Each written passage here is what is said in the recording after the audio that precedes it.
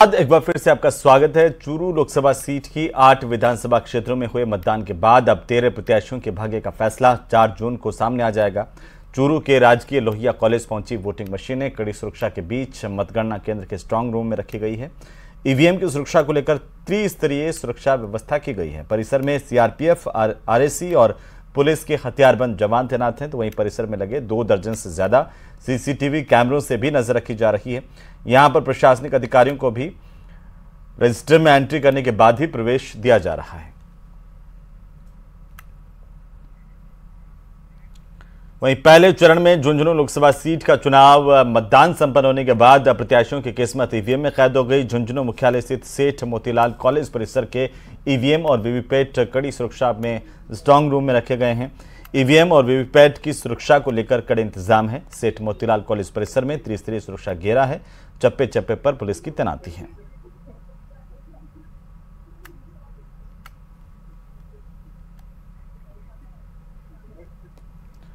तो वहीं प्रदेश में प्रधानमंत्री मोदी ने कांग्रेस के मैनिफेस्टो को लेकर बड़ा हमला बोला। उन्होंने कहा कि कांग्रेस के मैनिफेस्टो में माओवादी की सोच को उतारने की कोशिश है। कांग्रेस का मैनिफेस्टो देख लीजिए।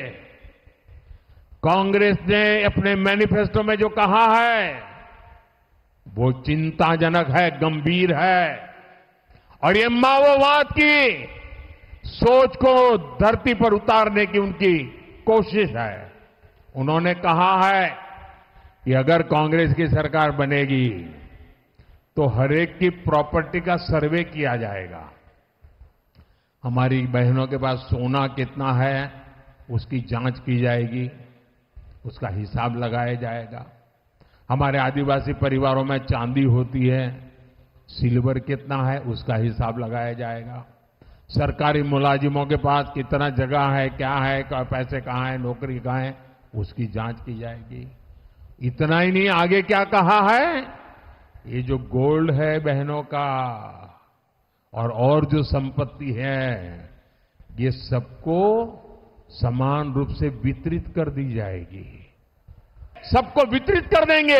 और पहले जब उनकी सरकार थी उन्होंने कहा था कि देश की संपत्ति पर पहला अधिकार मुसलमानों का है।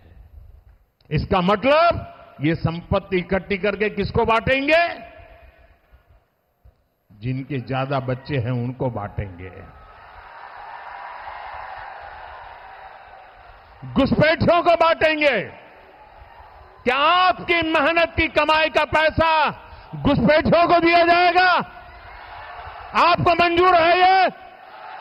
ये कांग्रेस का मैनिफेस्टो कह रहा है कि वो माताओं बहनों का सोने का हिसाब करेंगे, उसकी जड़ती करेंगे, जानकारी लेंगे और फिर उस संपत्ति को बांट देंगे। और उनको बांटेंगे जिनको मनमोहन सिंह जी की सरकार ने कहा था कि संपत्ति पर पहला अधिकार मुसलमानों का है। वहीं दूसरी तरफ प्रधानमंत्री मोदी के बयान पर कांग्रेस नेता पवन खेड़ा ने निशाना साधा, पलटवार किया। उन्होंने कहा कि प्रधानमंत्री को चुनौती है कि हमारे घोषणा पत्र में कहीं भी हिंदू मुसलमान लिखा हो तो दिखा दें। प्रधानमंत्री ने आज फिर झूठ बोला। एक चुनाव जीतने के लिए आप झूठ पे झूठ परोसते चले जाओगे जनता को। चलिए, आपकी गारंटियां झूठी, आपके जुमले झूठे, आपके वादे झूठे।